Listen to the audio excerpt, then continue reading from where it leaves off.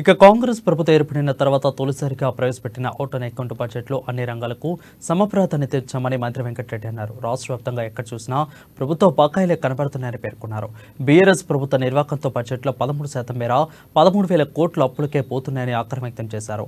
ఇప్పుడు ఆ లోటును భర్తీ చేసుకుంటేనే 28,000 కోట్లను ఎస్ఎల్బీసీ టెర్మినల్ ప్రాజెక్టులో పనులు, ఏఎంఆర్బీ కెనాల్ ట్రైనింగ్ వర్క్, అదేవిధంగా డిండి ప్రాజెక్టు పనులు పూర్తి చేసేందుకు వినియోగించుకుంటున్నట్లు వెంకటరెడ్డి తెలిపారు.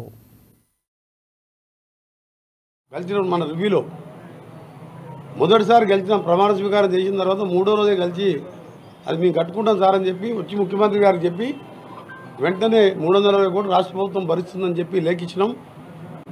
నేను పోయేసరికి అన్నీ క్లియర్ చేసుకుంటూ రోడ్ స్టార్ట్ చేయమని చెప్పి వాళ్ళు పర్మిషన్ కూడా ఇచ్చింది. ఈ విధంగా తెలంగాణ అభివృద్ధి మొదటి ఓటాన్ అకౌంట్ బడ్జెట్లో చూసారు. ఇది వాస్తవిక బడ్జెట్. హరీష్ రావు గారు, కేటీఆర్ గారు, ఈ పనికి రాని లీడర్లు ఈ బడ్జెట్ మీద ఎవరైనా మాట్లాడితే మాత్రం ప్రజలు అసహించుకుంటారు.